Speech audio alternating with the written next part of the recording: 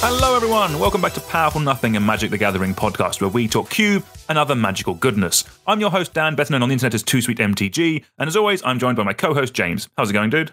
Yeah, pretty good. Many more magical cards to discuss today.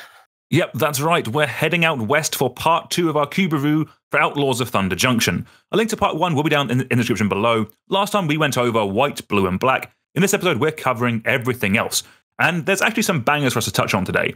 With that being said, though, with these set reviews, we say this every time, but we are comparing every card in this set to every card ever printed in the history of Magic. We're also looking at them from a more standard cube environment point of view. So your things like your paupers, your peasant cubes, your powered, your unpowered, your budget cubes. We're not going too niche into like spooky cubes or slightly more niche cube archetypes. So if we don't mention a card, that's not because it's bad or that you're bad for running it or anything like that. It's just that we don't think it's going to see as much play in a wider range of cubes, and we kind of want to keep this conversation open to as many people as possible. With that little preamble out the way, James, I love this first card. Do you want to take it away with our first card of the day? Okay, this is Storm card you can get behind, is it? First up, we have Elemental Eruption. This is 4 red for a sorcery at rare. As create a 4/4 red dragon elemental creature token with flying and prowess, and it has Storm. Obviously, this is a really powerful effect. I kind of don't know where you want this, because, you know, in your really good Storm deck, you don't want a 6-mana card that requires you to pass the turn to kill them. You just brain freeze them, you know, or you tendrils them, and all these things are better. But it is really powerful. Like, imagine you... The good thing is, right, you just don't need many copies.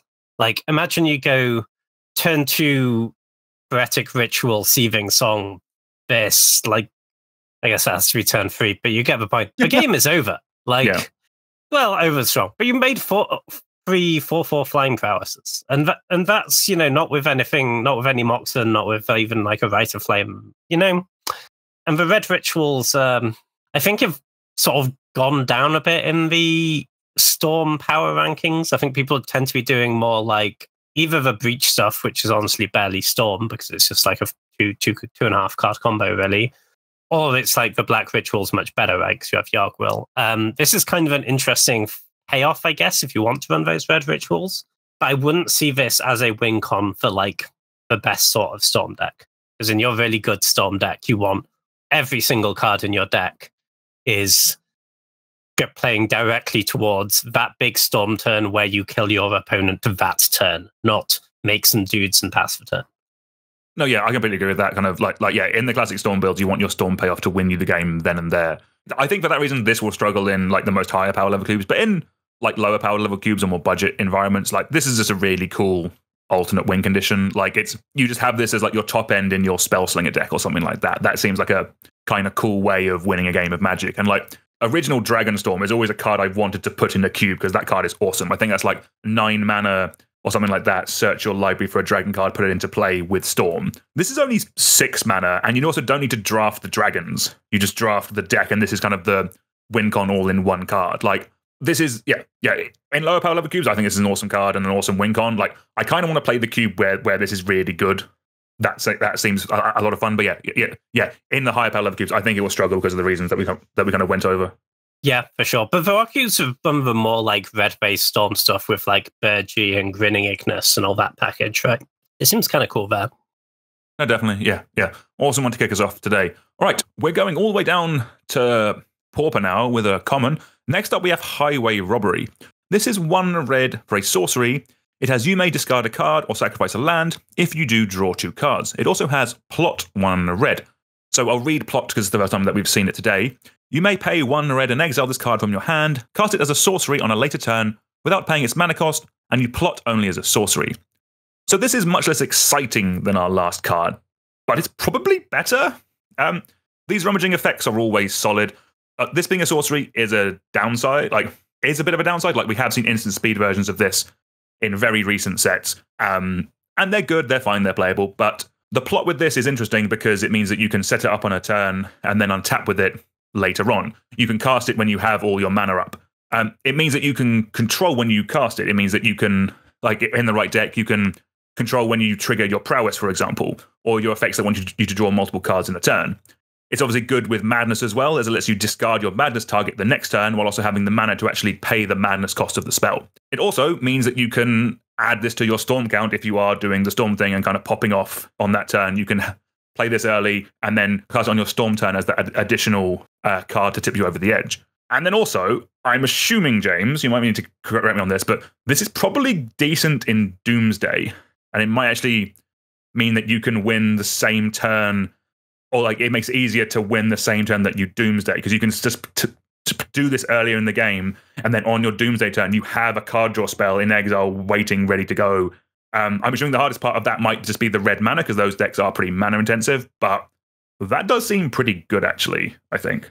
Yeah, no, 100%. That's Doomsday. One of the pain points is always to win that turn. Obviously, you have to be able to draw into your Doomsday pile that turn, which then enables you to get your Lion's Eye Diamond and you another card draw spell, and then you're off for races, right? This is phenomenal for that if, as you say, you can support the red mana. Doomsday often tends to be a very heavy blue deck trying to make black, black, black. So adding red in the mix is tricky. But, there are other strong red cards you would put in a Doomsday deck, so I don't think it's out of the question for sure. There's a lot of nice upsides to this card, though, right? I think we sort of get a Tormenting Voice variant every set, it feels like, but I think this is probably the best one. You say huge with Madness, because you get to cast your mana discard outlet and have all your mana up. That's great. But also the plot is just so nice for, often Tormenting Voice is a card you don't really want to cast on turn 2, because, say you have nothing else to do on your second turn, and your hand is like this 2 lands, 3 spells, and you're like, I don't really want to. I need to hit my next 2 land drops. Having Revolving the Spot where you discard a land to draw 2 more lands and cry a little inside. This really gets around that problem, because the thing is, you don't want to not cast your Tormenting Voice in that spot, because then you're just wasting your 2 mana. This lets you invest for 2 mana now. And then later on, once you've seen how your hand has developed, I have too many lands, I'll discard 1, or I have this card I actually want to put in my graveyard. Actually, I need another land drop now, so I'm going to discard a spell, and that's okay. It lets you see how your hand develops before you pick what you want to discard. That seems really nice. Plus, you don't have to be in the spot of, maybe I should hold this land in case I draw my Tormenting Voice, because it lets you just sack the land if you played it out. I think this seems really good. I think I currently have Bitter Reunion in my queue, but I'm probably taking it out for this, I think. Yeah, no, I think that's fair. I think most cubes can have 1 or 2 of these effects in. I think I have Faithless Looting, and actually I think I have Faithless Looting, Bitter Reunion, and I think I have like a instant like Cathartic Pyre that can be like a burn spell. But yeah, just I started by saying that this was one for Pauper, but I think this one is actually just a very good card, and we'll see play in a lot of cubes, and quite rightly so. Yep, I'd agree. Next up, we have Legion Extruder. This is 1 red for an artifact at Mythic Rare. When Legion Extruder enters the battlefield, it deals 2 damage to any target. And you can tap it, pay 2 generic mana and tap it, and sacrifice another artifact to create a 3/3 colorless golem artifact creature token. This card's nice. Obviously, you need to be an artifact deck to want this. There's better removal spells if you just wanted to use it as a burn spell. You can play Shock. It is half as much mana and instant speed. But it's not so embarrassing as a removal spell that it can't stop you falling behind early. And in the artifact decks, a lot of the time you just want to be putting artifacts into play. And getting an artifact stapled onto your removal spell is really nice, even if you don't end up activating it that much. But a lot of games you will, right? Like, anytime you have two spare mana lying around, because you're not even going down an artifact when you use it, right? Because it's sacking an artifact, creating that artifact. You can just upgrade one of your surveys to a 3/3. Yeah, this seems really solid. And And like it's kind of like the artifacty Bone Crusher Giant, right? Obviously you're missing out on instant speed and whatnot, but you're getting an actual engine rather than just 4-3. I think this seems pretty good. No, yeah, I actually quite like this. Like obviously you do need an artifact deck for this to do any work at all. But like for me, this seems more like an engine card that also happens to have a shock staple to it, rather than a shock that has like a engine staple to it. Like you're only putting this in your cube. You're only putting this in your deck if you're going to be making a couple of golems over the course of a game. But like the fact that you get your value out of it straight away by it doming something for 2 is really nice. Kind of like imagine like this is kind of like the point we're getting to where kind of like sneak attack isn't enough anymore. It's also going to draw you a card or something like that. This is kind of the do you know what I mean? Yeah. It's also kind of nice if you're doing welder stuff, right? Like it's a disposable artifact to weld out, and then you can get it back if you need a shock again later. Oh, that's pretty cool. Yeah. It's an ETB of this. That's quite nice. But like kind of the thing I was thinking with this is kind of like, if you have this in play and you have ways of either making artifacts in a turn or just have artifacts in your deck, like is this just the thing that you're doing for the rest of the game? Kind of is this like the red pack rat now kind of thing? Is this like is your game plan now just this is in play? You have an engine, make a load of golems, that kind of thing. I mean, the thing with pack rat, and I think this to a certain extent as well, is in a lot of cubes, just making a bunch of pack rats isn't good enough anymore. Like, people's late game is better than that. Yeah. And I think this can't be like your main payoff, you know? Yeah. Because people can pay 2 mana to make a 3/3 every turn. Like, not in every cube, like in a low power level cube, maybe. But in more powerful cubes, that I think it's not your main engine, but it is a thing that puts an artifact into play and kills one of their creatures, so it stops you falling behind, gets your other stuff going, makes your academy better, yada yada yada. And then when you don't have a bunch of other busted stuff to do with your mana, you make 3/3s, and the 3/3s keep you alive, and sometimes the 3/3s will kill your opponent. But I think that isn't like your primary game plan. Oh, that's fair. That makes sense. I guess there's only a couple of repeatable artifact makers that are actually cubable, if that makes sense. I was actually thinking like I'm adding Skrill's Hive to mine soon because I'm really going ham with artifacts in white. That's the white bitter blossom that makes artifacts like that, and this seems like quite a fun combination actually. But yeah, pretty good. But no, yeah, interesting garden. Just like the fact that you have all that potential engine and you've already got your value out of it by the time you cast it. That's very solid. I'm probably going to be testing this one in my next update. Nice. Right, let's take it away with our next red card. Next up, we have a sorcery. It's called Scorching Shot. It is red, and it says, Scorching Shot deals 5 damage to target creature. So 5 is a lot of damage, and like I'll be honest, like I've not played Flame Slash in a while, which is a single red for 4 damage. But this kills Shieldred, and it's probably the reason why it was printed, if I'm honest. And like red decks can struggle dealing with more expensive creatures in cube. Kind of like most of their removal is 1/2 mana to deal 2 to 3 damage, maybe 4 if you're sacrificing some mountains or something like that. But like as the curve is coming down in general with good magic cards and creatures are getting cheaper and more efficient, the toughness is kind of coming down a little bit too. And like this will kill things like a questing beast and like Goldspan dragons and also the Shieldred. It is just an efficient spell. I could see cubes not running it because it's just a little boring. It doesn't really synergize with what decks are trying to do. But in a cube that's just focused on the best, most efficient things, then I would have no trouble with just like with this being run just because it is a lot of damage for 2 mana and it gives red something that it doesn't really have access to a great amount of the time. Yeah, for sure. I think, red actually really struggles to deal with 5 toughness creatures in general. I remember desperately scryfalling for 5 damage removal spells in Pioneer to kill Shieldred. Didn't find any.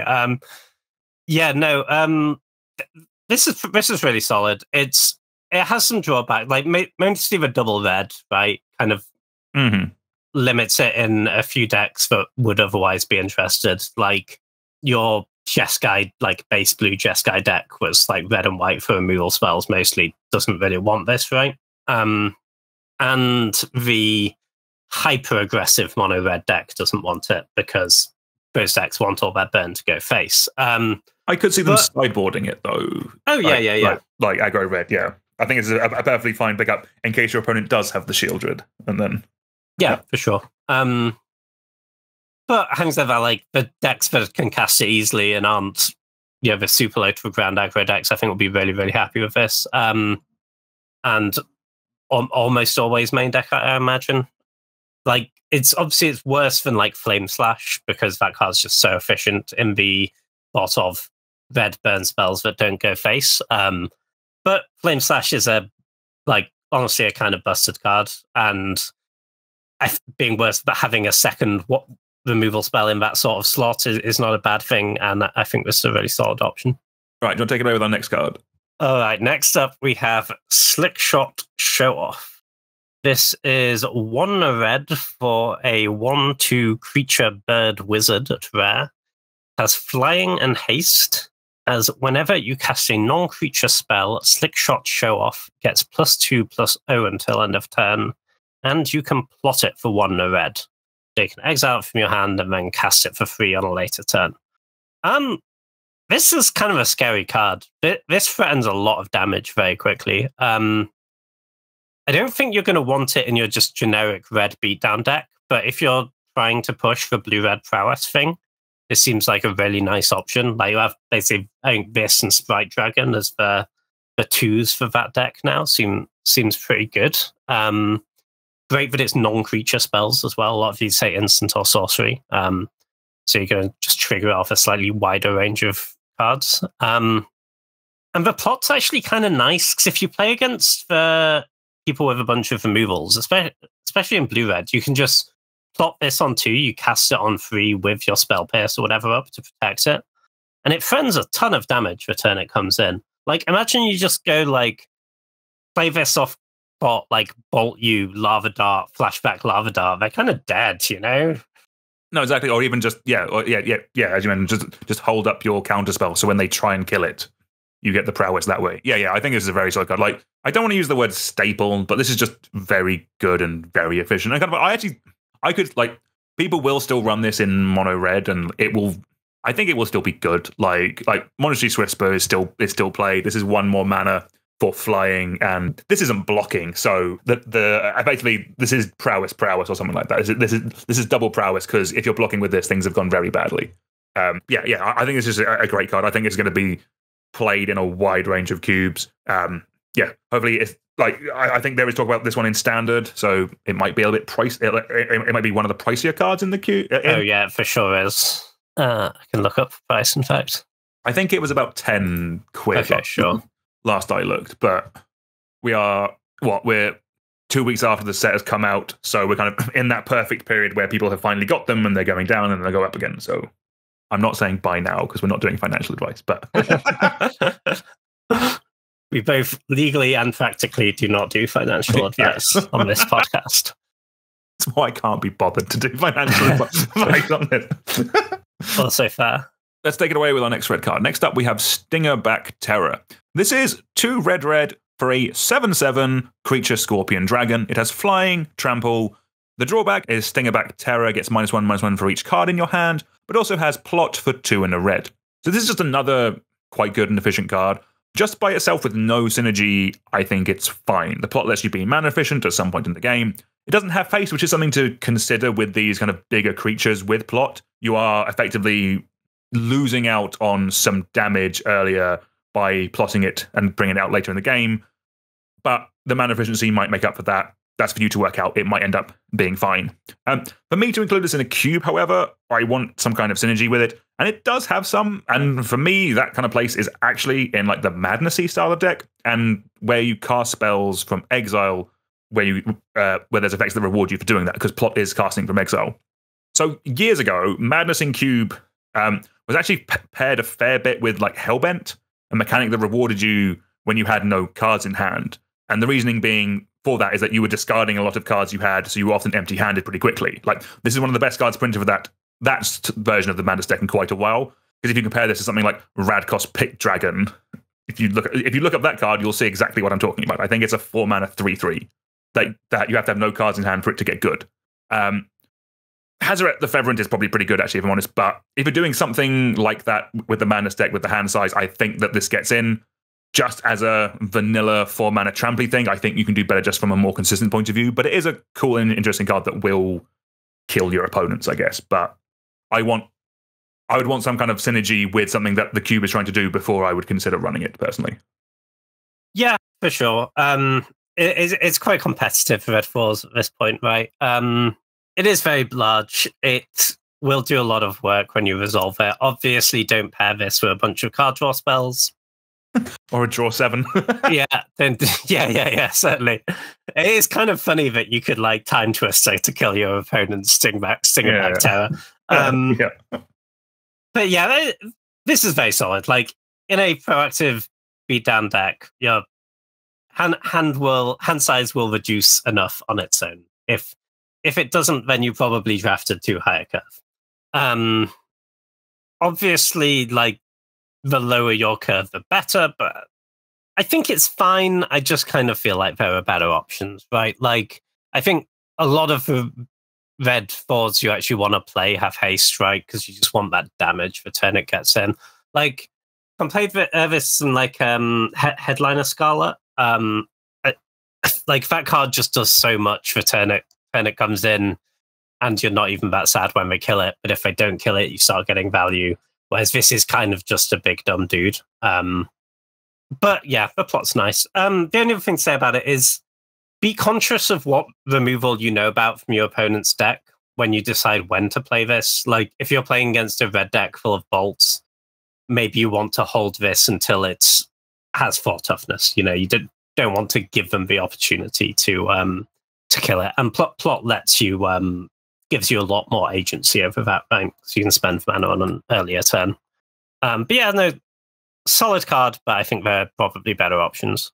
There is one other place I thought you could run this, and that's like a 14 mountain mono red deck where like your curve tops at 3. Yeah. And you have to plot this because you can't get to 4 mana. Yeah, that's quite powerful. That's certainly a thing. Phenomenal. Nice. It is a thing. All right, next up we have Magda the Horde Master. This is 1 red for a 2/2 legendary creature dwarf berserker at rare. It has whenever you commit a crime, create a tapped treasure token. This ability triggers only once each turn, but you can sacrifice 3 treasures to create a 4/4 red scorpion dragon creature token with flying and haste. Activate only as a sorcery. I really like this card. I don't think it's really a mono red card, but I think in the like red black base sort of aggressive but interactive decks, I like the aggressive slanting mid range decks. I think this could be really solid. Like the original Magda is already like really quite good in those decks, and obviously with that there are some upsides, like you get the treasure untapped and whatnot, and you don't have to do anything but attack to trigger it. But you're committing crimes very regularly in those decks, and the sack 3 treasures ability is really, really nice. Like with the original Magda, getting up to 5 always felt kind of impossible, but getting to 3 seems actually way more doable, because at that point you can be like, well, I could crack my treasure for this spell, but actually I need 1 more treasure and I get a 3/4/4 with haste flying. So you can just hold on to that. And it seems like the upside's pretty good. Plus, if you have any other cards in your deck that create treasure, this just gets way better. Like, because some games, right, if you had a previous, you had a Fable or something that got in a couple of times, you might already have some treasures lying around, and you could just go, like, play this, maybe play 1 removal spell, maybe already have treasures, just crack the 3 treasures right away, and you're hitting for 4 in the air with haste. I don't know, it seems kind of good to me. Fair. I think the thing for me is, so similarly to the Dragonstorm-esque card we saw already, I do like the fact that this is both the engine and also the payoff kind of in one card. It's kind of, whereas the original Magda, I guess the ceiling's higher because it can get any artifact as well. But in theory, with that, you need to have Magda, and also you need to draft the dragon or the artifact payoff with it as well. Whereas with this, it's just all that in sort of one card, and it's and it being 3 treasures does mean it's more easier to pop off. I personally think, like, my thought on this is you do need to be in a deck, or at least in a cube, where you do have the ability to incidentally make treasures. If this is the only card in your deck that is making treasures, I like it a lot less. I kind of, even if it's just one other source, where you can cheat out like a little bit earlier, like so that when it comes down, you already have a treasure, maybe from like a Ragavan or something like that. But like then you do it, you target something on your turn, and then on their turn, and then immediately you then untap the next turn with this and have the 4/4, rather than kind of like waiting effectively 2 or 3 turns to attack with a 4/4 dragon. But no, I think it's a very good card, and they are tacking treasures onto more and more things nowadays. So as that goes up, this card will get better. So it is one to keep in mind in the future. But yes, cool card. Cool card, but I think a bit more build around-y is my thought on it. Yeah, no, that's fair. I just like that it's because I think we've had a lot of treasure stuff, a lot of things that make treasure in Cube, and the sort of treasure synergy cards for payoffs have always felt a little bit too build aroundy, like you had to do too much work. And this is like, it gets better with other treasures in your deck, but it can enable itself, and it's not embarrassing the rest of the time. It's like, it's asking a lot less of you than those other cards, like Academy Manufacturer, that sort of stuff. Like this is just like a perfectly playable, solid Magic card that gets better when you have other treasures. So I've just actually done a count in my cube. There's only 9 cards in my 541 that make treasure. So that oddly seems quite low, and especially as I'm doing artifact stuff. But so it's like Currency Converter, Hull Breacher, Deadly Dispute, Ragavan, Goldspan Dragon, Fable, Tireless Provisioner, Magma Opus, and Treasure Vault. So with that current build, I don't think there is enough for me to like this card. But it's something that if you are adding in, there will be like an impulse, or there'll be like a blue draw spell probably that makes you a treasure. There'll be a red but shock that makes you a treasure, that kind of stuff. Kind of like, if you're going to add this, cater to it a little bit, put other incidental synergies in there for your cube drafters so that they can make the combination themselves, make the card work a bit better, I think is the way to put that. For sure. Interesting. All right, moving on to green now. Next up, we have a very strapping young lad. We have Bristlebud Farmer. It is 2 green for a 5/5 creature plant druid with trample, and when it enters the battlefield, create 2 food tokens. And when it attacks, you may sacrifice a food. If you do, mill 3 cards. You may put a permanent card from among them into your hand. So we kind of see one of these every set now. 4-mana mythical beef creature. This has a cool effect. Food is something we have seen more cards care about recently. So we've had, 2 Eldraine sets and a Lord of the Rings sets in the last 18 months that have done stuff with food. So there is more play with them now. The mill and recursion of this card is good by itself as a little bit of card advantage, especially in graveyard decks. But if I'm honest, this is missing one key word, and that's probably the reason why I'm not going to run this card or recommend its run, and that is haste. I want my 4-mana beef attacking the turn it comes down. We don't have time to think about things like that, and I think we can do better. Like, even in the graveyard decks, where this in theory would get a bit more play because you're doing a bit of milling and returning stuff, I think I still prefer Vengevine over this, because Vengevine is way more vibey, and it gets in for damage and can come back from the ground. If you like, those self-mill decks don't exist. Again, they don't exist in the vacuum. There's other cards doing the milling, and this doesn't do much when it's in the graveyard, whereas a card like Vengevine can come back from the graveyard if you do mill it. So it's a mythic from 2024. It's a solid card. It's above rate, it's trample, but I think we are at a point now where we can be more picky. There is a card like this in every set now, and we can be more picky. Like if you specifically care about the food, then this is the one for you. This is the 4 drop for you. But if not, then I'm less higher on this. Like especially that there's other beefy green cards in this set alone that I like a lot more.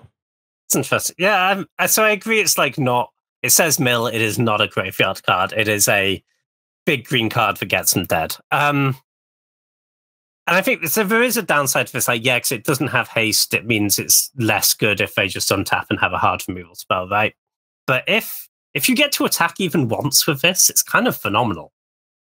Like, you're getting a card with selection back right away as soon as you get to attack, and it's like why is it a 5/5? You know, because it's 20. because this was going to. So for those watching the video version of this, you'll notice that there is that the set symbol is slightly different. This was in the Aftermath set, so this was to sell packs. Yeah. Sure, we'll do that. I just think like the upside here is so good if you get to attack. And the thing is, like, yeah, it's not great when against their Swords to Plowshares or whatever. But that's true of all of your threats, and you just play a bunch of them, and they can't kill all of them most of the time.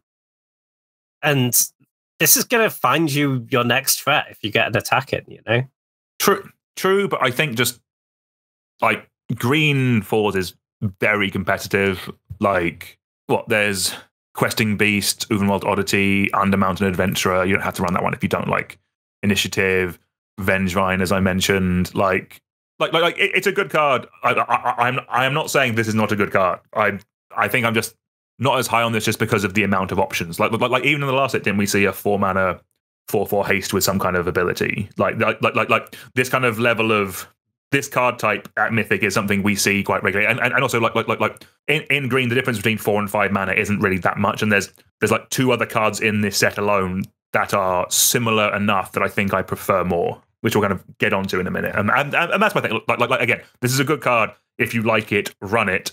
I'm not saying it's a bad card. I just think that there's cooler and more interesting options out there. And yes, maybe I am too tied to Vengevine for my own good, James. I'm well aware of that. But I like Vengevine too, but I don't see why it's it's not in this conversation. It's a 4-mana thing that kills someone. It's a 0-mana thing that kills someone, or a 4-mana thing that is wholly inadequate, I would say. Yeah, I mean, I agree that there are a lot of like 4-mana green mythic rares that kill them if they don't kill it. I think we're probably slightly splitting hairs about how we rank them. I like this one quite a bit. I might give it a try, but it's I think they're all pretty good. Yeah. I think we are arguing whether this is like a 7 out of 10 or an 8 out of 10, that kind of thing. Like, but Vengevine is a 10, so whatever. It's a 10 on vibes, yeah. Exactly. Good man. All right. Do you want to take it away with our next green card? Yeah, next up we have Bristly Bill, Spine Sower. This is 1 green for a 2/2 legendary creature plant druid at Mythic Rare. Has landfall. Whenever a land card enters the battlefield under your control, you put a +1/+1 counter on target creature. And it has an activated ability of 3 green, so 5 mana, to double the number of +1/+1 counters on each creature you control. Obviously, if you're doing counters in your cube, this is a slam dunk. It's already good with just the landfall ability. It's most of a Luminarch Aspirant, and which actually starts bigger, and that ability could really pop off in that deck. Evaluating it outside of that deck, I think it's kind of interesting. I do think it's quite powerful, but it's in a weird spot of like green often doesn't really want that many 2s, even in the aggressive decks, because they're really about going 1 to 3. But if you want an aggressive 2-drop green creature, this is kind of it, I think. Like, the fact that this, it's going to get you a counter most turns. And if you have a fetch land, it's going to double up. Like, this is kind of insane with fetches. Plus, if you're doing any of the like land recursion stuff later, that could be great if you're doing some like exploration type things. And that activated ability, even if you're not an all-in counters deck, like that will come up once you've splashed around a few counters with this. And it's not sorcery speed, right? So there's a real threat of activation thing going on there. If you block my 2/2 that has 2 counters on it, I can just double up those counters and give it 2 more points of power and toughness and win the combat. No, definitely, I agree. Like, so the first time I saw this card, I was like, pass, why do I care about this? And then I was literally thinking, like, hold on, I'm adding the +1 counter synergies to my cube, and I have double fetch lands. Like, that's really good. Like, what am I doing? So Bristly Bill is going in to mine. I will be testing it soon. Yeah, I think it's like the first time I saw it, I was like, okay, it's just a Vine Lasher Kudzu in 2024. That's a similar creature to this that only puts the counters on itself. I was like, I've tried that. It's cute. It's not good. But then, like, this will like that ability will just kill people, I think. And the fact you can put it on any creature you control means that you can put it on something else rather than just this. Yeah, I'm going to try Bristly Bill, and I'm adding a bunch of counter synergy to it. Like I'm adding like Hardened Scales and like the Ozlith and that kind of stuff. But like one of those with this and just like a fetch land is really dumb. There's so many counters, and in those decks, because you're in green, you will get to that 5 mana, and yeah, you will just kill people with this. And this is actually like a nice payoff for those counters deck. So yeah, I'm quite high on Bristly Bill, actually. Right, next up, we have Gold Vein Hydra. This is X and a red for a 0/0 creature Hydra with Vigilance, Trample, and Haste. It enters the battlefield with X+1 counters on it, and when it dies, create a number of tapped treasure tokens equal to its power. So this is a very flexible green creature. Obviously, you want to be putting a lot of mana into this, but like if you're trying to, you will probably play this on turn 4, or play this where X is 3, 4 mana total for the 3/3. That's probably the base level for this. You want this to be a 3/3. Yeah, and also obviously late game, if you rip this later in the game, this is a fantastic like top of the deck draw to finish off your opponent, that kind of thing. With all that said, despite all its words and potential synergies with like the counters and artifacts, I think this is a little generic. I think it's very high powered leveled. I'm not excited by this card. Fine in the counters deck. You're not going to run this as a payoff for an artifact deck or anything like that. If this gets killed, it lets you play your next threat, which probably means that you're in like either just a big green deck or you're in a big monsters deck, or maybe even blue where you can have the card draw to find your next big creature. Maybe that's kind of where this wants to be.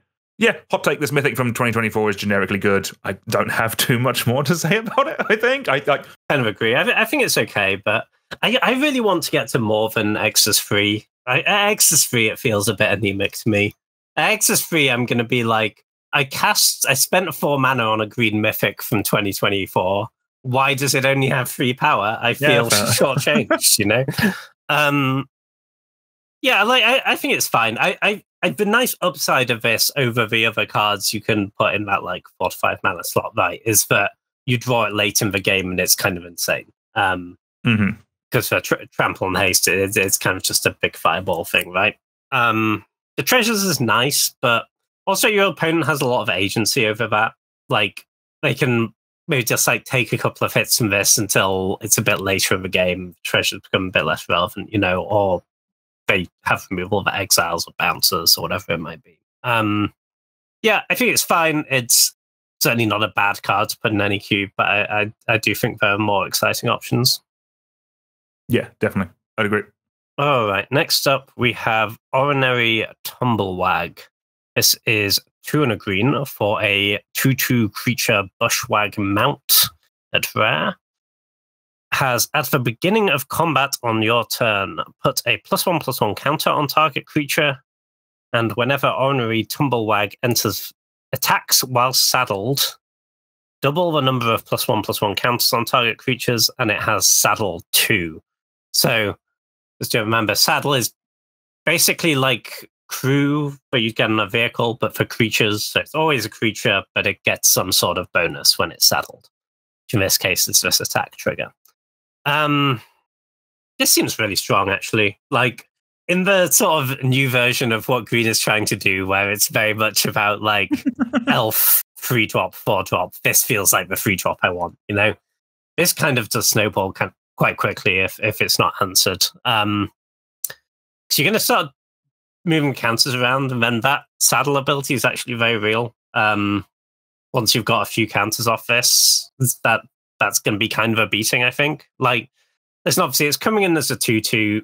It's very vulnerable to removal. It's a 3/3 by that turn, but it is vulnerable to removal, but I think that's okay. I think you run this, and if they kill it, then they have 1 less removal spell for the next thing you're going to play. And on top of that, again, if you're doing +1/+1 counters in your cube, this is phenomenal. You should run it. Because then that doubling all your counters becomes like a really big part of what this card's about, because you're not just counting the counters you got off this, you'll also have a bunch of other counters from your other cards. And it's an enabler for all of your other payoffs. So yeah, strong card. Yeah, definitely. Like, so between Ornery Tumblewag and Bristly Bill, we've kind of doubled the amount of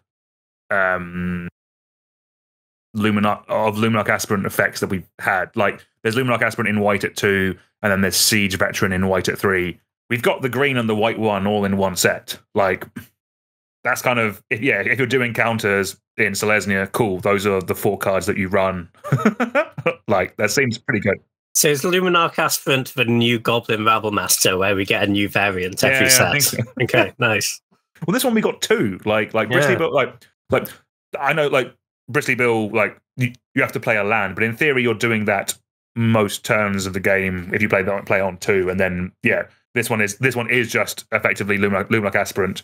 You get it at start of combat on target creature. I don't think you're saddling it too much. Like I still haven't played with saddle, and I just can't imagine it's good.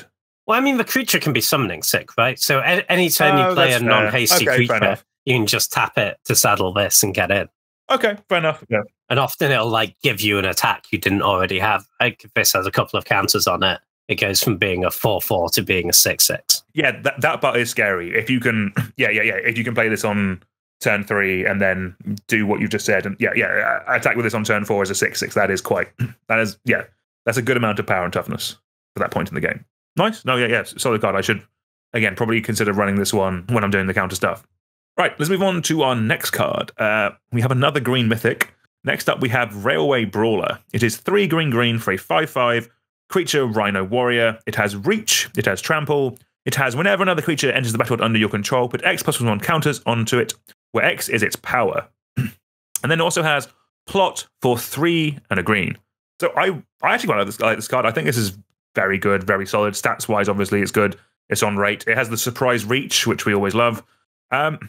The Plot, I actually quite like on this card because it lets you plot on turn 4, you free cast it on turn 5, and then the 4 or 5 drop you were casting on turn 5 anyway has double power.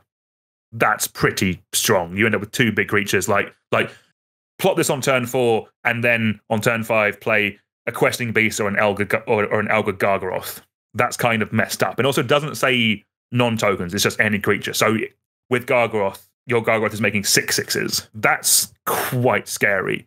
You do definitely need to follow up with another creature with this to be happy with it. I don't you're not playing this card just for its raw stats and like 5 mana, 5/5 trample. Like we could do better than that. Like you are playing this because you are going to follow it up with another creature. So you do need to think about that when you're playing it and when you're building your deck like this. You do, and also when you're sequencing, you do need to follow it up with something to really get the value out of it. But I do like this card quite a lot. Also worth mentioning, this does actually work with persist combos as well, which is quite nice. As long as the persist creature has at least 2 power when it dies the first time, it'll come back in with a -1/-1 counter on it, and then it'll get a counter on it, so it evens out. So the fact that this also could be a combo card as well as like some beef, I actually quite like. So this one's actually a bit of a slam dunk test for me. I quite like this card. Sistring's spicy. I hadn't thought of that. I think this card's good.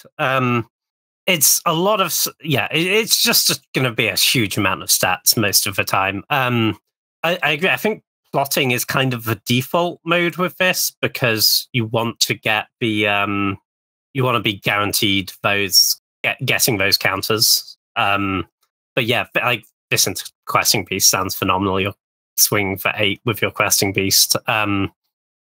The reach certainly helps a lot as well.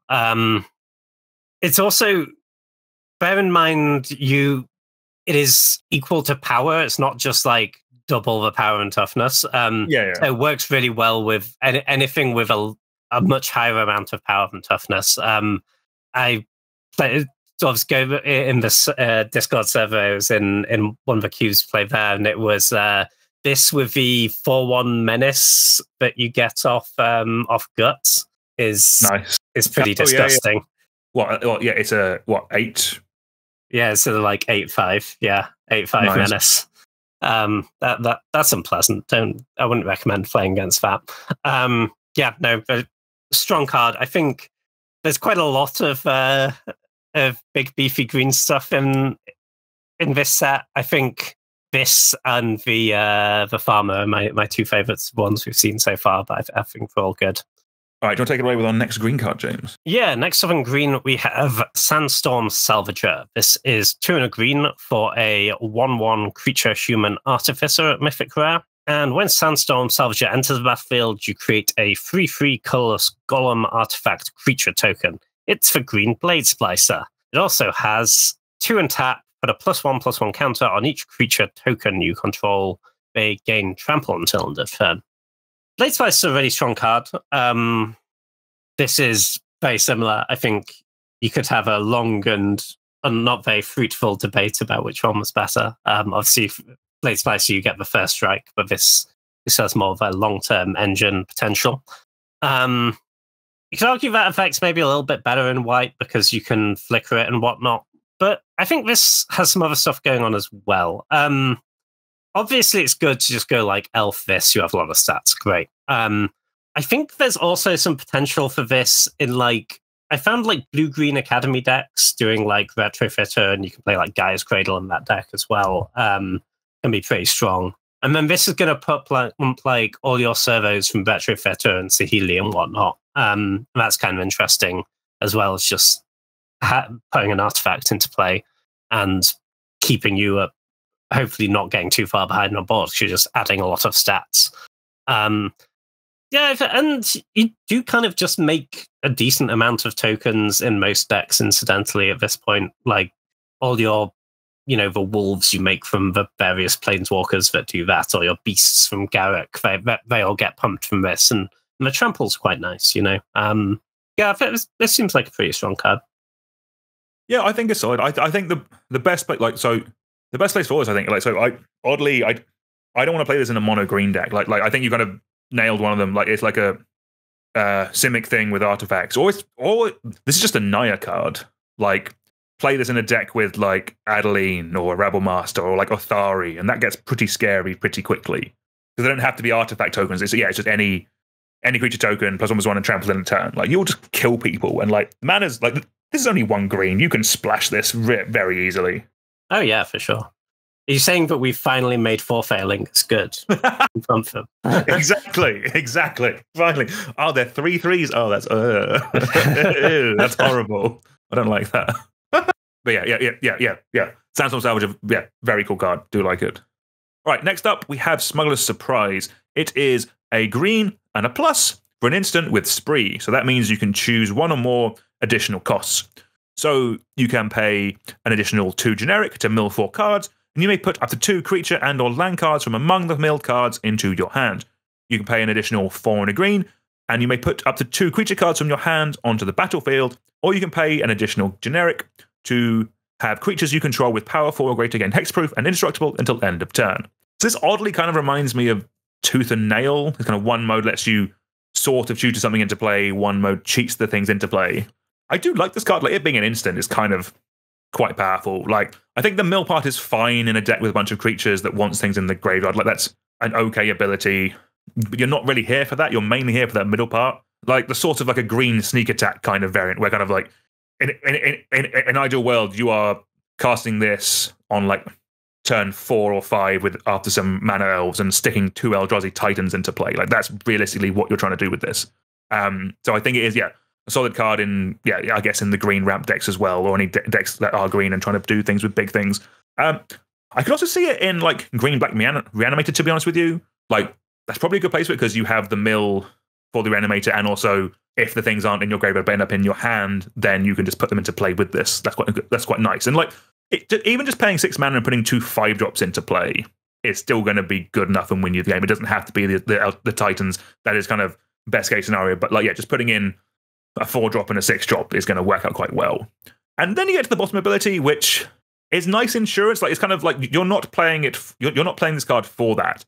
But there could be, like, I can see a world easily where kind of like you don't draw things in sequence. You have some of your stuff already out, and then you draw this late game, and then this is your insurance policy. So your stuff sticks around, like it survives the board wipe your opponent was planning on wiping you out with, or it lets you dodge that removal spell so your creatures can get through. Like you're not here for the 1 green protect your big things, but it's freely tacked onto this card, and it will come up occasionally, and when it does, I think you'll be very happy with it. And I think, like with all these spree cards, it's very flexible. It does it has the the base level is just a bit of card selection. The big the upside is it could win you the game, and that's probably means it's worth testing and is probably a good card. Yeah, I mean, it's certainly a very powerful effect, but 6 mana once you're cheating stuff into play, When I'm on 6, I can probably cast most of my threats unless I am doing the big Eldrazi Titan thing, as you say. Like, maybe you have this in your channel deck that has those Titans as sort of a backup way to put them into play. I mean, it's certainly a lot weaker than something like Sneak Attack if you're trying to do that. Yeah, or probably Eureka is probably one to compare it to. That's the... I mean... Yeah, I really like Eureka. It's so much fun, but it doesn't tend to end well. I like Eureka and Show and Tell. And obviously Eureka is a wildly expensive card, so if you don't know what it does, it's effectively the green Show and Tell. Mine is a proxy for what it's worth. I do not own a Eureka because it's wildly expensive. But if you're not watching the video version, look up the artwork because it is kind of funny. It's a wizard with a little thing with a sign that says E equals MC squared. It's quite very of its time. Oh, amazing. I definitely looked at the artwork before. It is quite good. I think that's kind of the saving grace of this card is the instant speed. I think that plays really well. Because if you were just putting two things in at sorcery speed and hoping they don't answer them, that seems kind of weak. But because obviously, unlike Sneak Attack and whatnot, they don't have haste, you don't get that trigger right away. But having this as a threat at the end of their turn, and green decks often don't play very well at instant speed, so it's kind of a nice new angle. And it makes the mode of trying to put your 5-drops in have a bit more play to it, because it plays really well against counterspells in that scenario, right? Like, you end of turn, you try and put in your dudes, and if they counter it, well, you just cast your guy next turn. You're not down the threat, you're just down this. So that seems kind of nice, but the flexibility is good. Like, you can, if you don't have a ton else to you on turn 3, you can play it for a little bit of card advantage. That's fine. But Hexproof and Indestructible Trick will certainly come up. That's a nice option. It just feels to me like you're paying a little bit too much for all the flexibility. Like, it feels like slightly too inefficient in all the modes. But yeah, no, it's all these free cards are kind of the same. Of like, you are paying at least one, maybe two more for that flexibility. But I don't know. Like I think in 6 months we'll have a proper chat about how these free cards have kind of played out and if the added mana is worth the flexibility, I guess. Yeah, it is nice with this one. I'll say, but they're free modes that are good in very different sort of games at very different times in the game.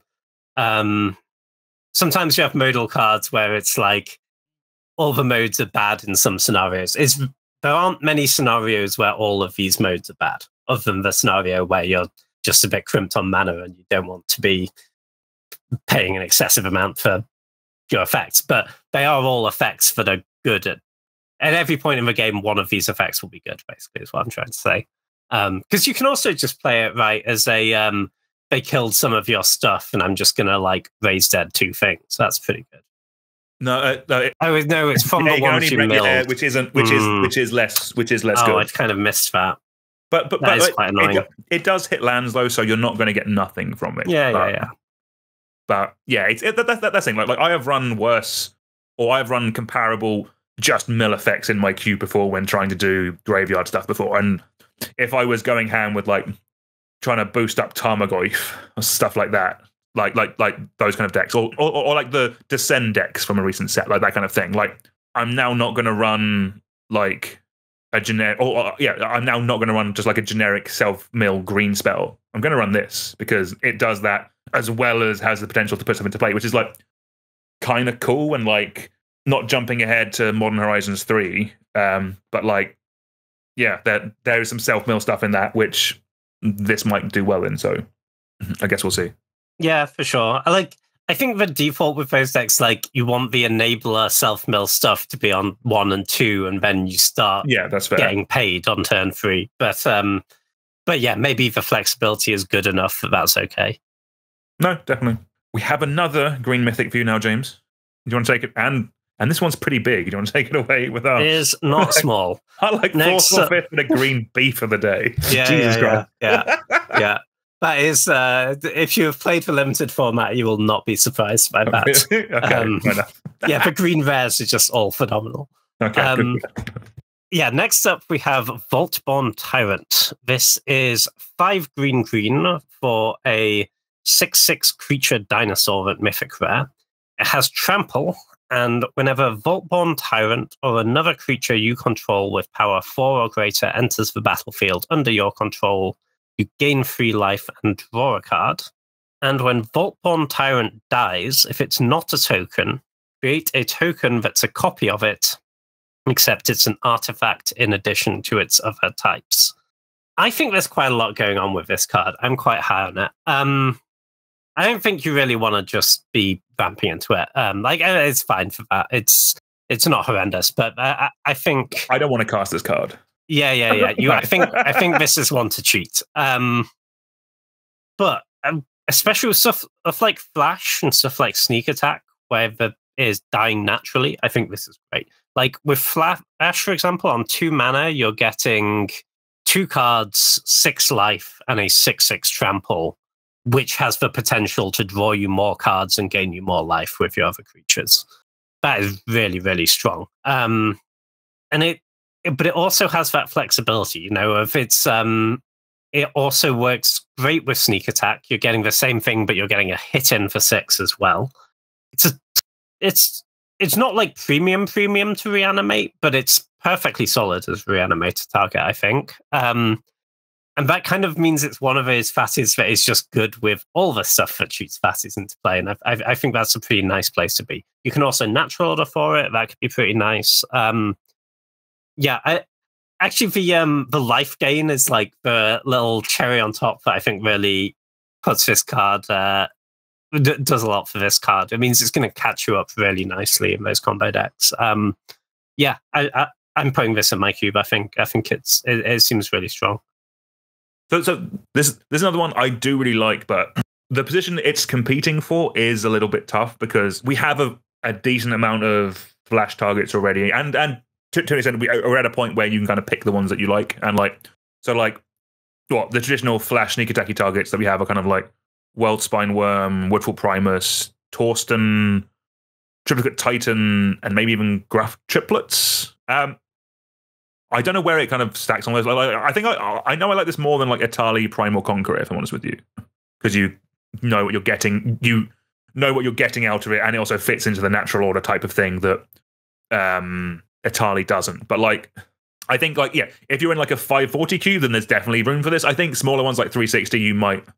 I think there's like a higher tier, like I think like Worldspine Worm, Woodfall Primus, and Torsten are probably I like a bit more in smaller cubes, but like in like 540 or bigger cubes, you do want redundancy, and I think that's where Vaultborn. Or personally, that's where I like Vaultborn Tyrant. Like it's very good, going to be in those decks, but there's just you don't need like 8 of these targets in your cube, if that makes sense. Yeah, that's fair. I could kind of see this being better than Torsten, actually. And I'm looking at like Ashen Rider as well. I think Ashen Rider Ashen Rider's days might be numbered in my cube. Is Ashen Rider in your cube? Yeah, I think it's so. Come on. You had that. Come on. Nah, I don't know. Yeah, I think it is in that tier with like Atali and Torsten for me on the Flash sneak attack stuff. The reason I say it might be better than Torsten, I mean, I think it's pretty comparable to Flash, maybe even a little bit better, but Torsten is not a very good reanimator target, and this is. Because Torsten, you need it to die, right? Yes. Yeah. In a lot of ways. I mean, it's fine, it gets you some creatures, but often in those decks, that's not actually amazing for you. Whereas this is just like big, it's like gets you stuff more up front as well. Yeah, and if they do like that's the thing, if you're getting this into play without the having to sack it end of turn or straight away thing, it means they have to kill it twice. Like that is actually quite good because like some of the reanimation effects are on like Animate Dead, which will die to a enchant to a disenchant. Right? I guess if you reanimate this with an Animate Dead and they disenchant it, you just get the dies trigger and then you get another one. Like that. Yeah, that's what. Yeah. Okay. Yeah. I do see that. Yeah. There might actually be a bit more play to that than I realized. Yeah, and it's kind of nice that if you're doing the like 6 types, this is kind of castable as well. If you're playing green in your deck, like it's not your plan by any means, but games will go long, and it's not like a million colors and 10 mana. It's 1 color and 7 mana, and that can kind of matter as well, you know. No, very fair, makes sense. Yeah, very good, very big green lad or lass. Let's move away from the green monsters and let's move on to something a little bit daintier. There are so many green monsters. Yeah, it's absolutely unreasonable. I was like, there are too many of these, but they're all good, so we can't cut any of them. Yeah. Yeah, exactly. How many of them am I gonna make room for in my cube? Probably quite a few, but all right. Next up, we have Assimilation Aegis. It is 1 white and a blue for a artifact equipment that says when it enters the battlefield, exile up to 1 target creature until it leaves the battlefield. And then whenever Assimilation Aegis becomes attached to a creature, for as long as it remains attached to it, that creature becomes a copy of a creature card exiled with Assimilation Aegis, and it has equip for 2. So this is a really cool card. Like, base level, okay, it's an Oblivion Ring. Cool. Base level, like, that is good. Like as a base level, we're fine with a bit of removal and answer. But then the fact it can turn your worst creature into your opponent's best creature for then 2 mana on top of that just by equipping it, that's really nice. Like, yes, I know you do need to. It does mean the Azorius control mages have to run a creature in their blue-white control deck to get this to work. But I'm kind of fine with that. But like the fact that you are equipping does mean you can spread the cost over 2 turns. You can answer a creature on 1 turn, or the counter spell, or whatever blue-white mages like doing. Then equip it. So like there could really be a world where this is like better than Fractured Identity. Like it's definitely comparable. Like the fact that with Fractured Identity, yes, you exile it and you get a copy of it. That is very good. But with this, if they answer the creature, you can just equip it to something else and get another one. Like they have to answer the equipment, and like equipment are harder to like. I know artifacts do die to a lot of things, but it is less than creatures. So that yeah, I realize card like it's another one like I'm gonna have to test this, and like for me the question is now, am I swapping this for Fractured Identity or am I running it with Fractured Identity? I'm probably going to do both because I like these effects, but yeah, I think this is a very cool card. I thought I was high on this card. I was not on better than Fractured Identity. It's conversation-wise. Conversation-wise, it's definitely. It does only hit creatures as well. That's fair. Like it's not Fractured Identity where you get planeswalkers and whatnot. But yeah, no, I really like this card. I think it's pretty strong. You do need creatures to equip to, so it's probably not great in like full-on no-win condition, blue-white control that's just trying to win with a couple of planeswalkers or whatnot. But you can equip it to a Celestial Colonnade. You sure can. But yeah, no, like if you get a really impactful creature with this, it's going to be it really demands artifact removal at that point, because it's not like you just make one thing copy of that. It's like you equip it to something. Say you get their like Goldspan Dragon, for example. Like now every creature you play is a Goldspan. Like if they kill the Goldspan Dragon, you just re-equip it to something else. You have another Goldspan Dragon to deal with. Yeah, or also you can do the equipment thing of you attack with one of them and then you equip it to another creature, and then you have their best creature as a blocker as well. Yeah. No, I think it's solid. It's also really nice that you can now Stoneforge a removal spell. That wasn't really an option before. Oh yeah, I didn't even think about Stoneforge. Yeah. And Stoneforge can put it in at instant speed, which is kind of cute. Damn. Yeah. Okay, that's cool. Yeah, but no, I think this is a pretty solid include. I'm going to be trying it out in my cube for sure. Sick. Yeah, very cool. Yeah, very nice card. We have an uncommon next, James. Do you want to take it away? Yeah. Next up, we have Intimidation Campaign. This is a blue and a black for an enchantment. When Intimidation Campaign enters the battlefield, each opponent loses 1 life, you gain 1 life, and you draw a card. And whenever you commit a crime, so that's targeting them or anything they control, you may return Intimidation Campaign to its owner's hand. This is not quick card advantage, but it is potentially a lot of card advantage. I think realistically we're looking at Peasant Cubes and similar power levels here, because you just can't be doing this in quicker cubes. You will die. But in a cube where you have a little bit more time, I think this can do a lot of work. This is like the card advantage engine for your really grindy blue-black or Grixis deck. And in that spot, it seems pretty nice. You get a little bit of a life total bump as well, which I think helps out here quite a lot. It's kind of a callback to Disinformation Campaign, which was the one they had to discard a card too with that, but that only returned on Surveil, which is obviously a way harder thing to have a bunch of in your cube, whereas you don't have to add cards to your cube in order to enable committing crimes, you will already have lots of cards that commit crimes in blue and black. That is what those decks are doing anyway. It's not a cost to try and do this. Honestly, how this will play out in the decks which are best for it is basically you can pay 3 mana for this effect anytime you want. Returning it will mostly not be an issue, I think, if you're playing it in the right deck. No, I agree. Yeah, I just like there aren't as many kind of like build around like kind of like single card like cool build arounds at Peasant, kind of like in or kind of like one card archetypes, if that makes sense. Because like in a lot of cubes for a long time you had like opposition. There's just one card and you have like a whole archetype, kind of like similar to like sneak attack. Like one card kind of makes an archetype. And yeah, this is actually that like this can be that in Peasant Cube. Like yeah, just stick this in a Dimir section in Peasant Cube and you just have something cool that someone can build a whole deck around now. And like that's yeah, I think like those kind of things don't come up too often. And yeah, I think it's cool and good for that. Yeah, for sure. All right, he's back, James. Next up, we have Oko the Ringleader. 2 green and a blue for a legendary planeswalker. Oko comes in with 3 starting loyalty. At the beginning of combat on your turn, Oko the Ringleader becomes a copy of up to 1 target creature you control until end of turn, except he has hexproof. There's a +1 of draw 2 cards. If you committed a crime this turn, discard a card, otherwise discard 2 cards. Has a -1 of create a 3/3 green elk creature token, and a -5 of for each other non-land permanents you control, create a token as a copy of that permanent. Will this one break every format like the original Oko? My guess is probably not. Like, I think this is a fine card.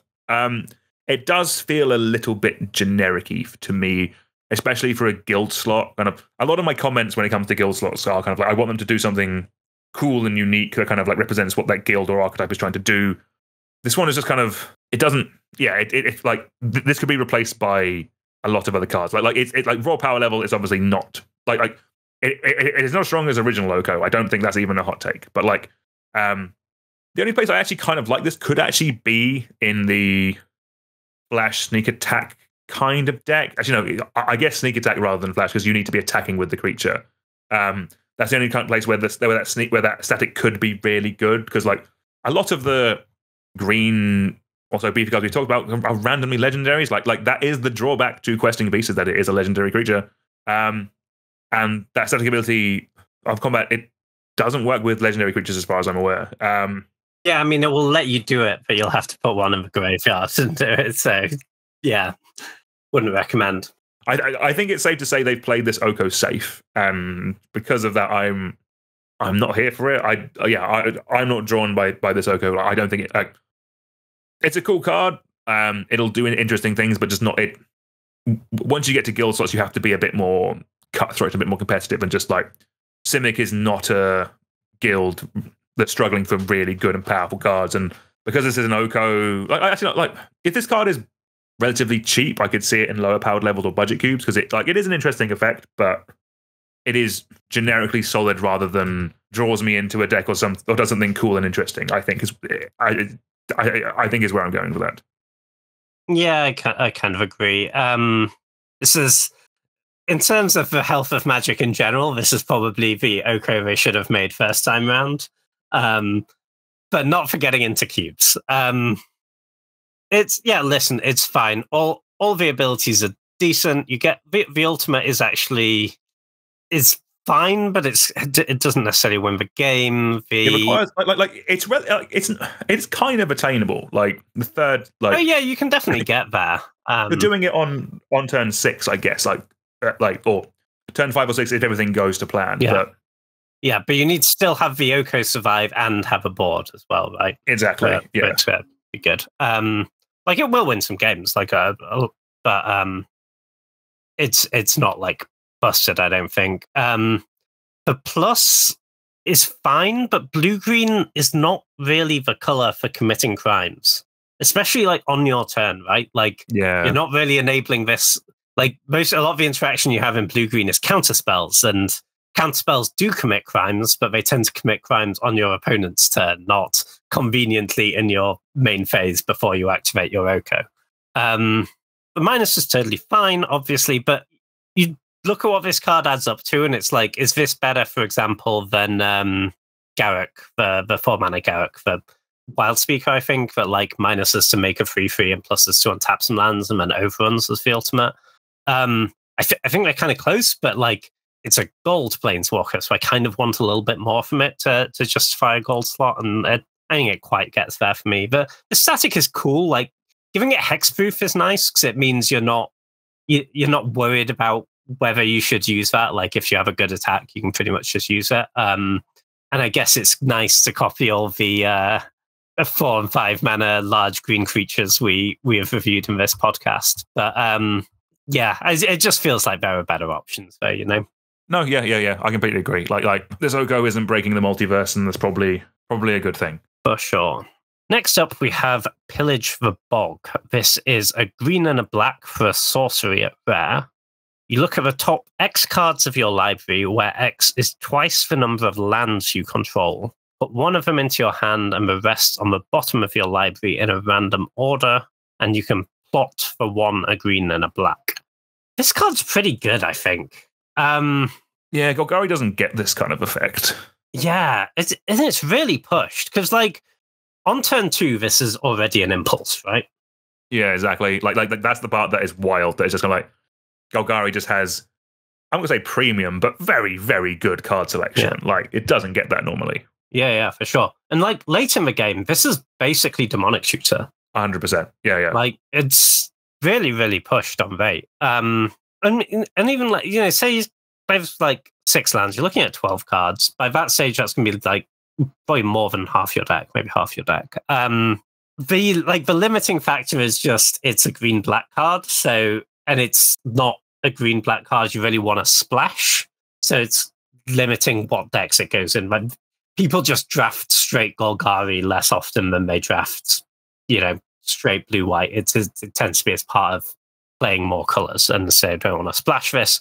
But if you're like in like a Sultai deck with good mana and you can support this just seems really strong. Like I don't really think it's a Sindri card. I think this is just like a good rate card. But obviously, like, yeah, gets better if you have combo pieces to find, right? Like say I was playing the like Sultai Wheels deck with Leovold and Bowman and stuff like that. This seems really cool there because it's just like that much more consistency to like you draw this late and you can probably hit that wheel that you need or the removal spell you need, and you're just not paying a big cost.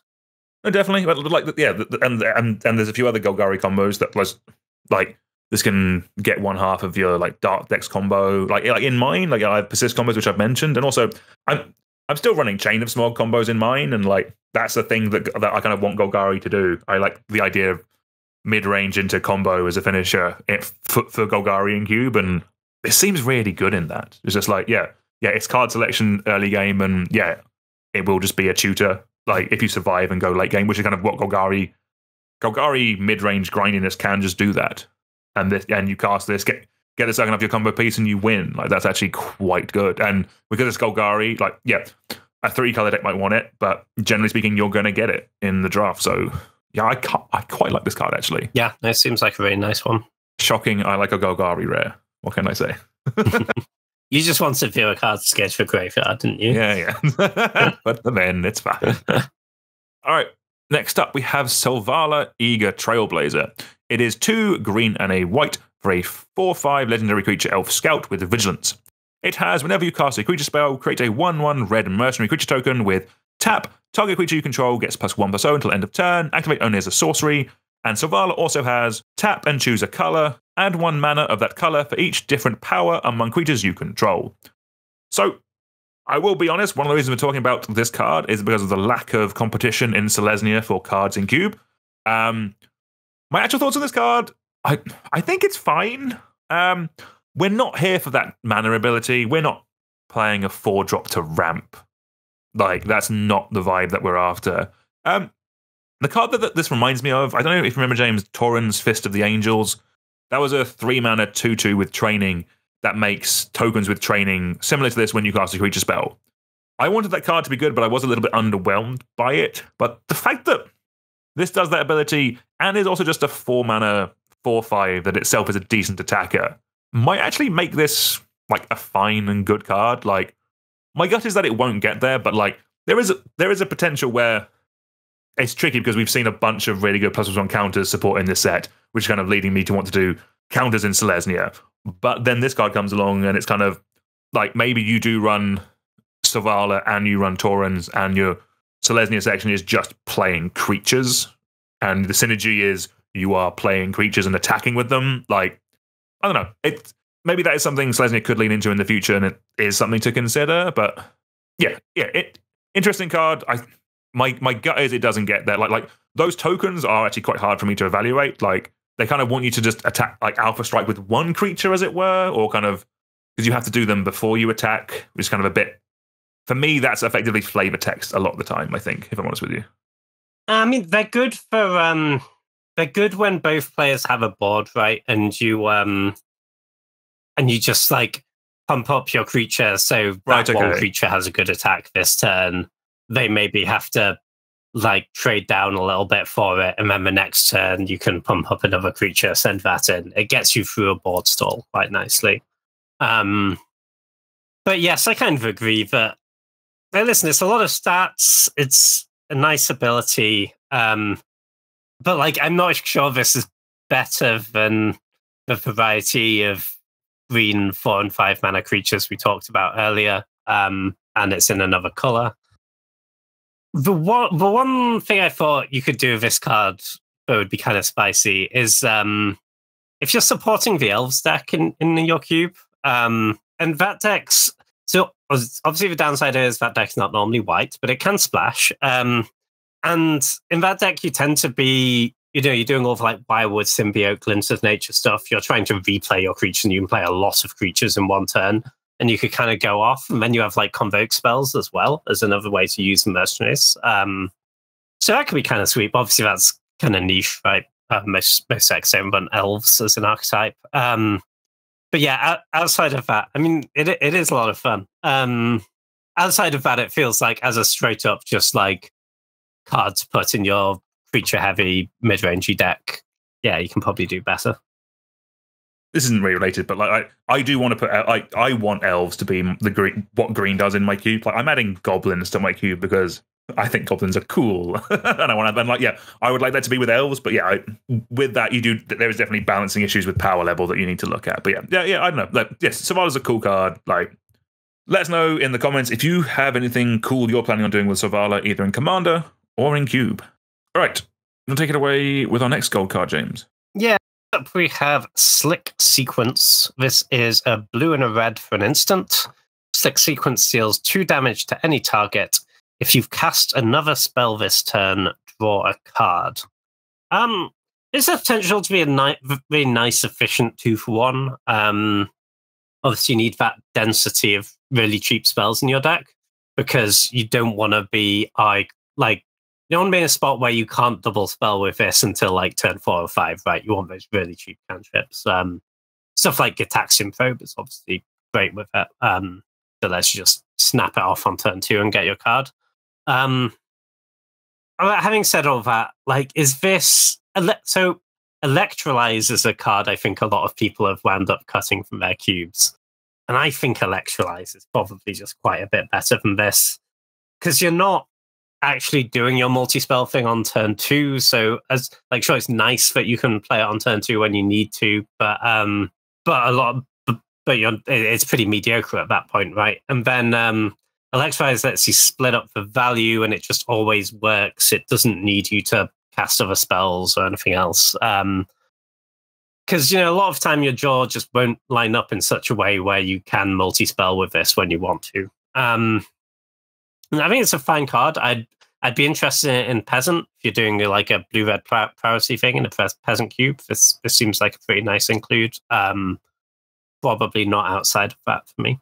I'd agree. That's the thing. It's cheap. It's efficient. Like, if you're doing a spells matter thing in your is it section, then you can run 1 or 2 generic and good is it spells to reward the player in that deck. And if you want to run this, I think it's fine. Like, I think kind of like there are some bangers already. Like Expressive Iteration is a phenomenal guild card. Like Fire Ice is also quite good and quite flexible. But like, I don't know. Like, yeah, like I could see this being good. And yeah. If you like it, then play it. It'll also be relatively cheap as well. So crack on. All right, we're on to artifacts now with Lava Spur Boots. It is 1 generic for a artifact equipment. It has equipped creature gets +1/+0 and has haste and ward 1 and has equip 1 generic. I think this is a really cool card. It's very simple, but I think will do a decent amount of work. I'm firstly thinking, so my first thought was this was like, it's a cool way of giving things you cheated into play haste. If you reanimate something, if you tinker something, if you show and tell something, you can have this just naturally in your deck straight away. Like you can tinker this away if you need to. It is an artifact, or you can just have it in play, ready to give your thing haste. Give those creatures, get those creatures into combat as quickly as possible. I like it those. But then I just started like just comparing this to Bone Splitter, which still sees cube play, and like you lose 1 point of power, but you then give your creature haste and ward 1, and that's a pretty good trade-off in those aggro decks. Like, yes, you lose a point of power, but your creature's attacking the turn it comes in, or it's attacking turn earlier, so your overall damage output is going to be higher because it's dealt damage earlier. Obviously, you can, as a saga for this, that will be the generic thing we say with every good artifact that's 1 generic mana. But the fact that this gives your Construct tokens haste is also quite nice. I'm actually quite high on this card. Like I know it is a very simple card, and we've seen similar effects to this before. Like there's like Rabid Battery, obviously like actual like Swiftfoot Boots and Lightning Greaves. But I think this is like it's all generic, it's all colorless. It's just a very nice little package, and I'm actually quite high on this card. There's like a lot of potential homes where it's interesting. The Saga thing, I think, is actually quite good because, you know, say you have like just one other artifact in play. You go end of turn, activate Saga, untap, activate Saga, get this, equip it to the summoning sick one, and you swing for that's like 9 from, and that was from like nothing on board. But that's pretty good. The giving stuff haste that you cheated into play thing, like, to know if this is better than Lightning Greaves for that, because often the turn you're crimped on mana right is the turn you actually cheat the thing into play a lot of the time. So it's like, I think in a lot of spots you'd rather like pay 1 more mana up front for the Greaves and not have to pay the equipped cost for turn your big thing comes in, rather than splitting that up. And obviously that gives like Shroud in opposed to Ward 1. But like maybe this just has enough utility in other decks that you run it over that for that reason. But honestly, I always found the Greaves thing to be like just too much setup. You know, it's like I'm already doing work to cheat a big thing into play. I don't want to have this other card that only works when I have successfully done that. You know, I should be winning most of those games anyway. No, I'd agree. I think I agree with that. I think it's more just like it asks you so little, and just like I think aggro decks will be fine running this card. Just having your Rebel Master rumble in the turn you bring it down, because like obviously you're not going to cast things out of sequence to make this line up, but like you do draw things out of sequence sometimes. Like you draw your Rabble Master on turn 5 or something like that. You already have this in play.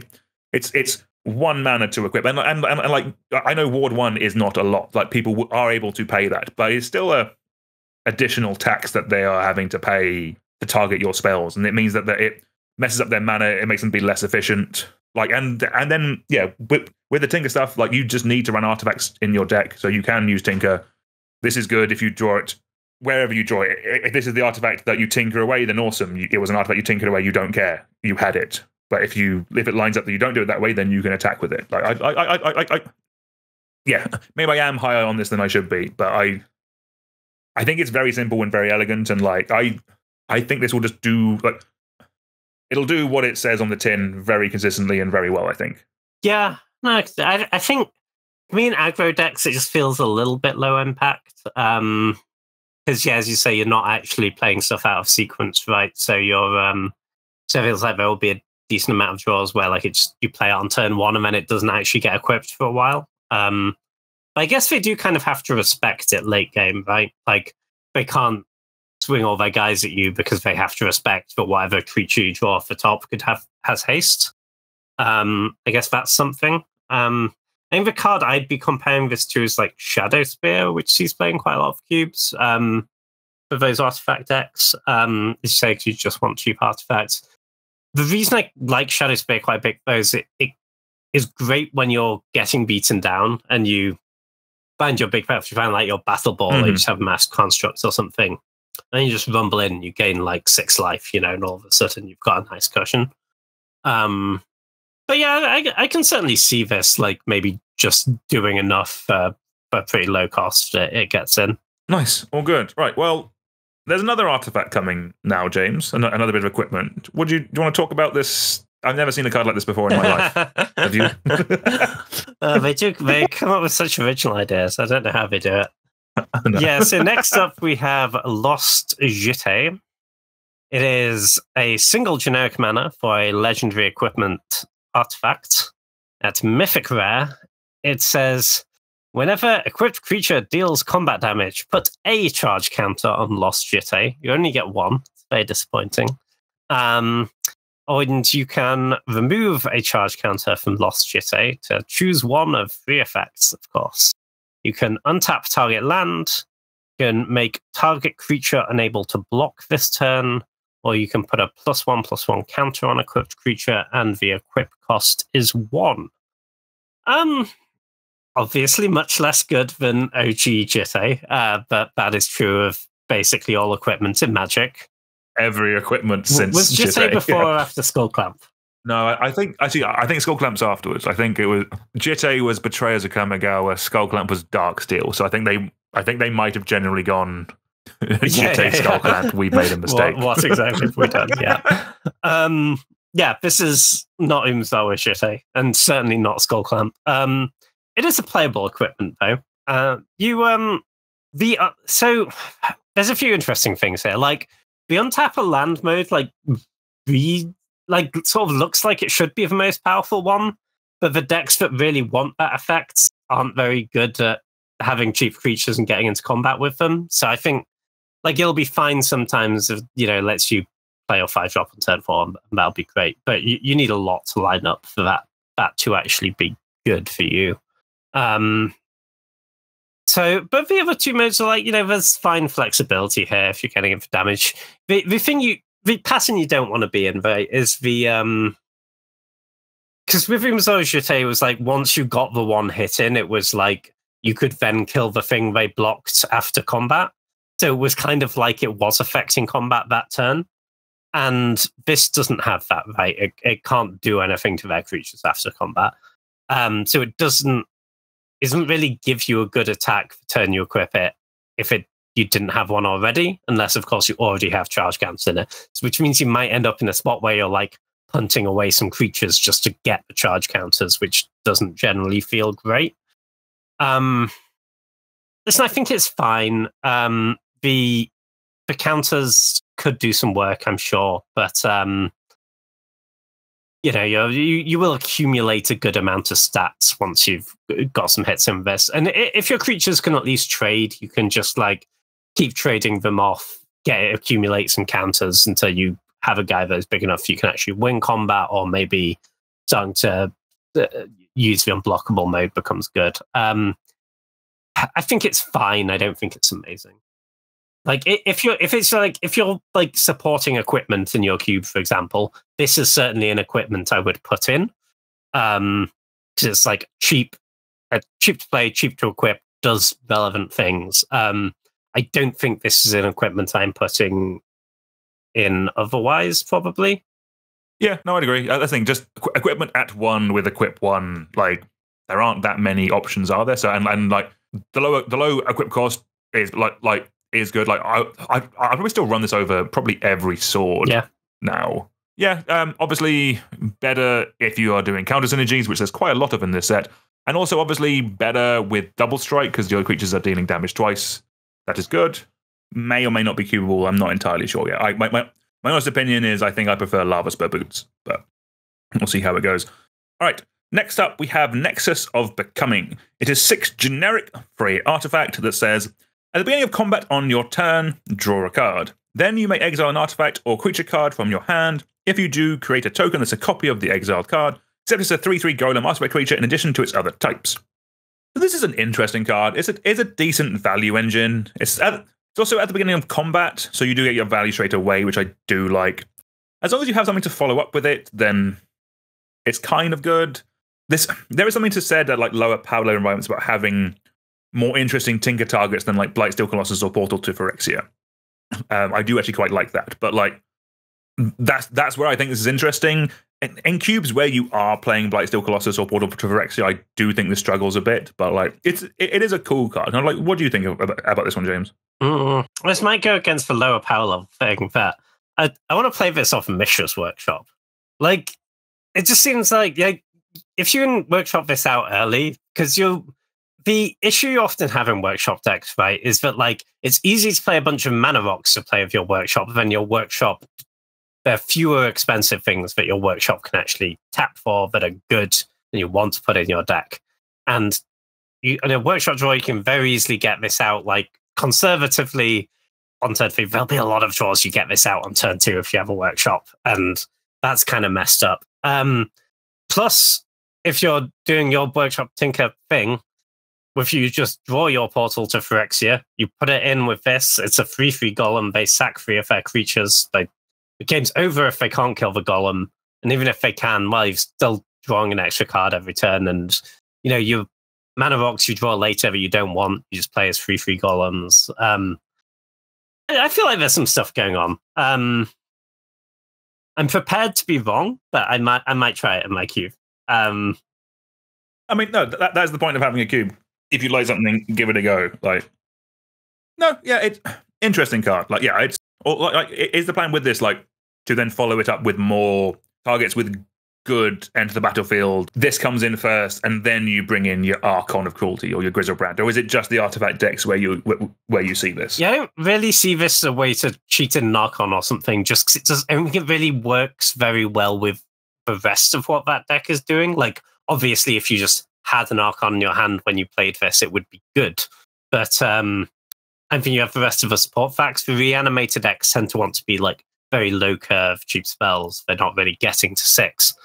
But what I do see this doing is a really good value engine that you can get out early off your artifact mana. It will restock your hand. Anything with a good ETB you draw, like any of your tinker targets that you draw, you can just play for free off this. That's really nice. It's great for Portal. It's great with Mere Battlesphere as well.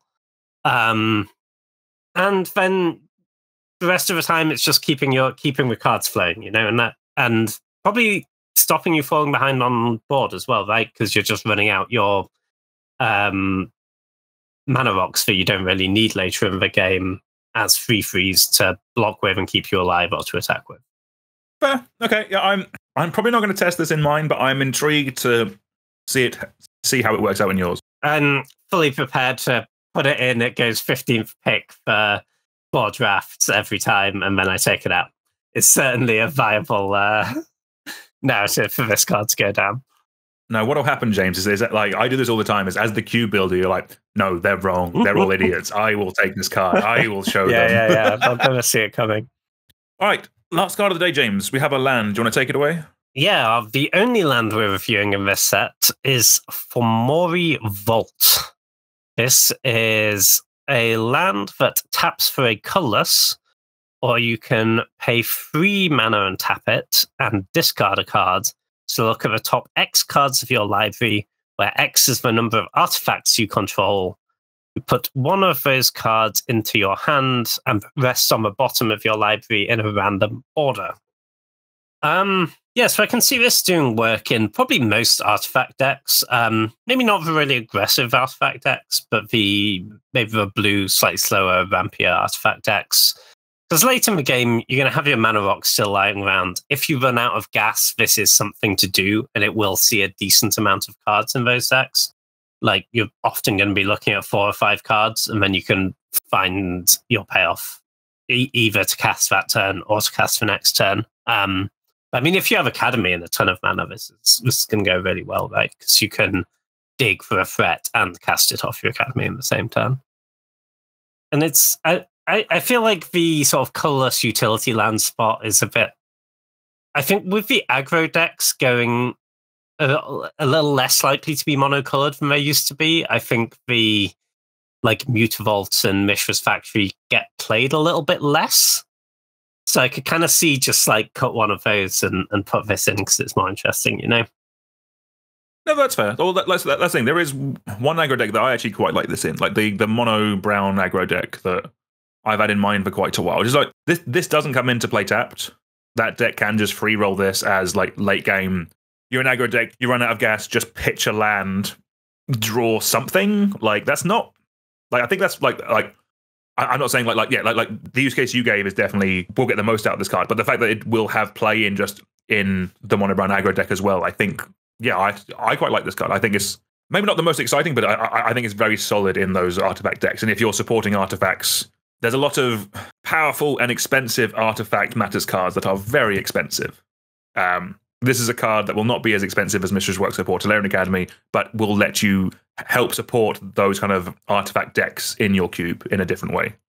Yeah, for sure. And yeah, it feels like if you can afford to put a colorless land in your deck and you're reliably going to have some artifacts lying around later in the game, this is going to do some work.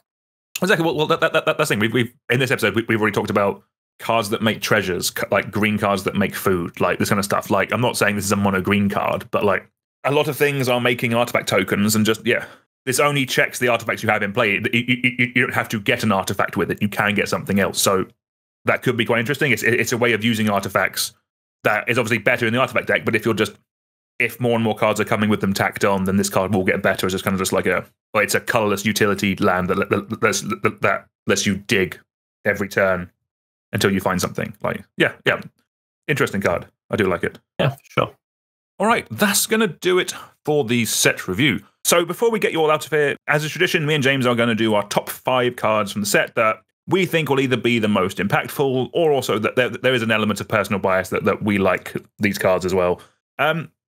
James, what's your 5th favorite / most impactful card of the set? Yeah, 5, I've gone for Smirking Spelljacker. That's the 5 mana blue card that we reviewed in the first part of the set review. That like counters a spell on the way in, and then when you attack it, you get to cast a spell. This card just seems like it could have such a big swing when it comes off, and it's not very nice if they don't get the card back if they kill it. I just think the upside's so high in that card. I'm quite excited to play with it. Yeah, that is a very cool card. I do like that one. Of all the cards in the set, I think we said this.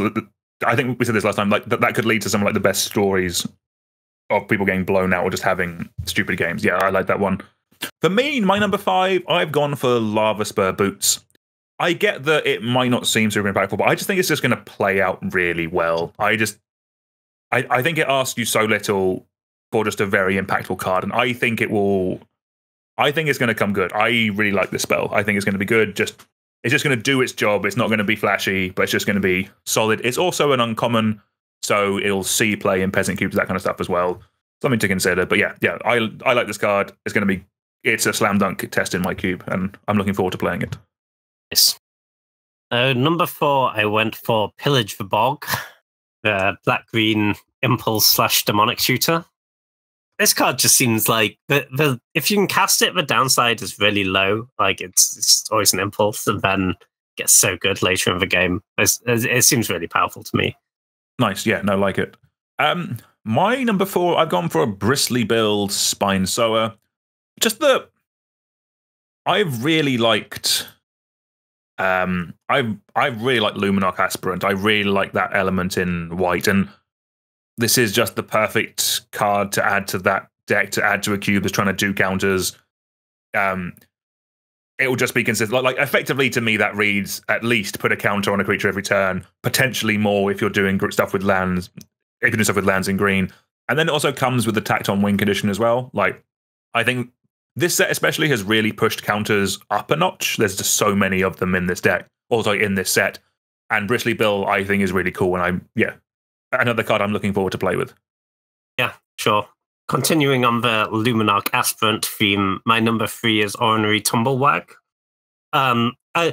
There was a whole bunch of cards in this sort of green, fairly aggressive creature slot. I'm not sure which ones are the best. They all look quite good. this one I quite like, but it just kind of does its thing on its own. Like the Brawler needs you to cast more creatures afterwards. The Bill, like, yes, I think it's a really good card and it will work most of the time, but if you draw it later and you don't have lands, it's not going to get the counters going. And this one just does its thing on its own. Then if you can saddle it, it can do some really nice stuff. But yeah, I had low confidence on whether it should have been this one or the Brawler or Bristly Bill or Bristlebud Father. They all seem pretty good. Well, I committed on a form of order. My number 3, I have gone for Railway Brawler. I committed. Why I like it is it's the right amount of beef on a card, and also just with the possibility that like it could combo off with the persist stuff. Like I quite like that. I'm excited to play this one. Like we have room at 5 for power and toughness, and the fact that this has play with the plot and has play with combos, I think makes it a very cool and interesting card. And yeah, I'm looking forward to play it. Yeah, seems cool. All right, at number 2, I went for Avon Interceptor. This is the 2/2 flash flying for 3 and white that sort of counters a spell and then they plot it, but they have to pay 2 more to cast it.